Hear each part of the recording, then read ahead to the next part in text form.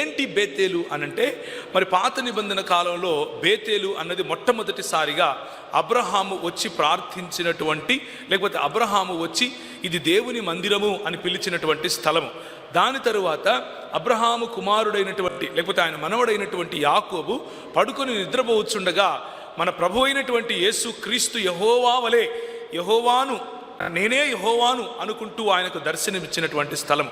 ఇది నిజముగా దేవుని మందిరము, ఇది పరిశుద్ధ స్థలము అని ఆలోచించి తన క్రింద పెట్టుకున్నటువంటి రాయిని తీసి దానిపైన ఆముదము లేకపోతే నూనె పోసి ఇది బేతేల్, ఎల్ బేతేల్ అని పేరు పెట్టాడు.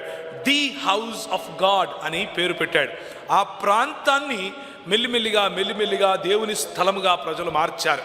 ఆ ప్రాంతానికి మెల్లిమెల్లిగా టెంకాయలు, పూలదండలు, ప్రదక్షిణాలు, దాని చుట్టూ తిరగడాలు, కిందపడి దొల్లడాలు మొదలైపోయాయి. ప్రదేశానికి ఇచ్చినటువంటి ప్రాముఖ్యతను ప్రభు అంటున్నాడు, I despise it, I hate if you replace me with a place. If you replace me, నాకు ప్రత్యామ్నాయంగా నువ్వు ఒక ప్రదేశాన్ని ఎన్నుకుంటే అది నా మందిరము అని నేను ఒప్పుకున్నా సరే, దాన్ని మీరు ఒప్పుకుంటే, దాన్ని మీరు ఆశ్రయిస్తే చస్తారు అని చెప్తున్నాడు. మీ ఊర్లో మరి ఎన్ని ఇలాంటి బేతేళ్ళు ఉన్నాయో నాకు తెలియదు, కానీ ప్రపంచవ్యాప్తంగా ఉన్న బేతేళ్ళు మాత్రం చాలా ఉన్నాయి. మా అమ్మకు ఒక బేతేలు ఉంది. ఆమె అంటే ఇప్పుడు కాదు, ఒకానొక సమయంలో, నేను ఇప్పటి వరకు నీకు చెప్పినటువంటి మాటలు ఆదికాండము 12వ అధ్యాయము 8వ వచనంలో మీరు చూడవచ్చు బేతేలు గురించినటువంటి వివరణ. అలాగే ఆదికాండము 13వ అధ్యాయము 3 నుంచి 4 వరకు చూడొచ్చు. అలాగే ఆదికాండము 28వ అధ్యాయంలో కూడా యాకోబుకు ప్రభువైన యేసు క్రీస్తు కలిసినటువంటి ఆ బేతేలు అన్నటువంటి ప్రాంతాన్ని కూడా మీరు గమనించగలరు. అయితే ఈనాటి క్రైస్తవులకు కూడా కొన్ని బేతేళ్ళు ఉన్నాయి. మా అమ్మ మమ్మల్ని చిన్నప్పుడు వేలాంగని ప్రాంతానికి తీసుకుని వెళ్ళేది అని నిన్న రాత్రి చెప్పారు, గుండు కొట్టించుకోవటానికి. అదొక రకమైన బేతేలు. కానీ పరిశుద్ధమైన బేతేళ్ళు కూడా కొన్ని ఉన్నాయి. అవేంటి అనంటే, మా అమ్మ మేము ఇంటర్మీడియట్కి వచ్చే వరకు మేము చేసే అల్లరి పనులు తట్టుకోలేక, 10th క్లాస్లో మేము చేసేటటువంటి భయంకరమైన పనులు తట్టుకోలేక ఆమె యవ్వనస్తుల ఒక ప్రోగ్రాంలో జాయిన్ అయింది. ఈ యవ్వనస్తుల ప్రోగ్రాంలో ఇంత డబ్బు అని కట్టాలి, మార్గదర్శి చిట్ ఫండ్లో కట్టినట్టుగా కొంచెం చిట్ ఫండ్ కట్టాలి. చిట్ ఫండ్ కడితే మన కోసం ప్రార్థన చేసేవాళ్ళు ప్రత్యేకంగా ప్రార్థన చేస్తారనమాట. మనకు బర్త్డే వచ్చినప్పుడు ఫోన్ చేసి హ్యాపీ బర్త్డే చెప్తారు. ఇది ఆ ప్రోగ్రాంకి ఉన్నటువంటి మెయిన్ కారణం, లేకపోతే మెయిన్ ఉద్దేశం అనమాట. మా అమ్మ ఏం చేసేది అని అంటే, ఒకానొకసారి ఉదయాన్నే లేచిన తర్వాత మా అమ్మంది, ఒరేయ్ లేరా మనం పోతున్నామంది. ఎక్కడికి మా అని అడిగాను.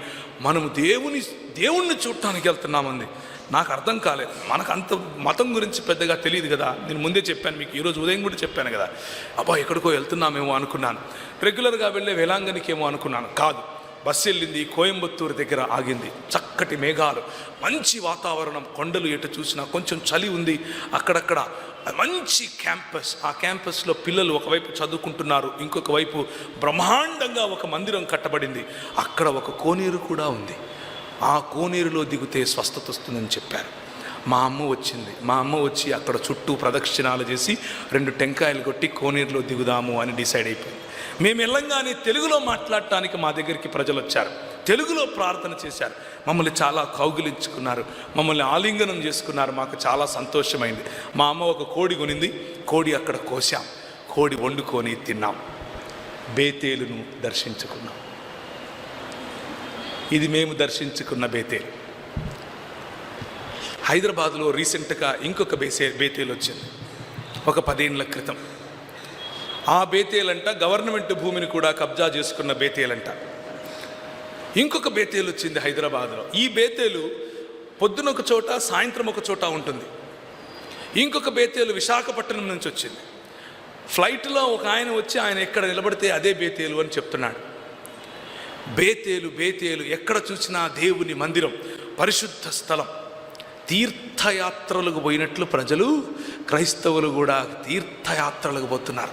పొద్దున ఒక తీర్థయాత్ర, మధ్యాహ్నం ఒక తీర్థయాత్ర, సాయంత్రం ఒక తీర్థయాత్ర.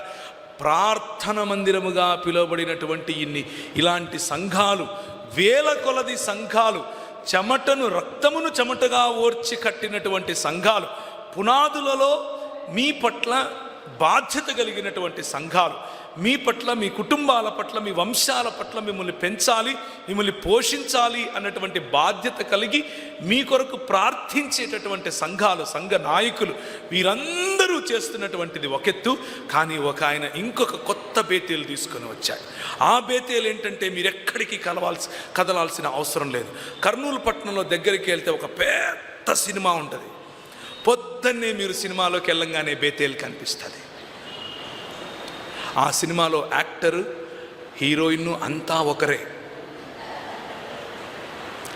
మీరు చేయాల్సిందల్లా ఏం లేదు, స్వామి నా పాపాలు ఒప్పుకుంటున్నానని ప్రదక్షిణాలు చేసి చంపలేసుకుని ఇంటికి వెళ్ళిపోవడమే. బేతేలును ఆశ్రయించకుడి, చస్తారు. నేను చెప్పట్లేదు, స్వయంగా బేతేలు ప్రభు అయినటువంటి యెహోవా చెబుతున్నాడు. ఇశ్రాయేలీయులతో యెహోవా సెలవిచ్చున్నదేమనగా, నన్ను ఆశ్రయించండి, నా మందిరము అని చెప్పుకొని కట్టే ప్రదేశాలలో పరిశుద్ధత లేదు. ప్రదేశాలకు నేను కట్టుబడి ఉండేవాడిని కాను. మానవుడు నిర్మించినటువంటి ప్రదేశాలలో, మానవుడు నిర్మించినటువంటి మందిరాలలో, మానవుడు నిర్మించినటువంటి ఆలయాలలో నేను ఉంటాను అని మీరు అనుకుంటే, మీరు ఇంకా ఇశ్రాయేలు నీ భాగ్యం ఎంత గొప్పది అనే స్థాయికి రాలేదు బహుశా.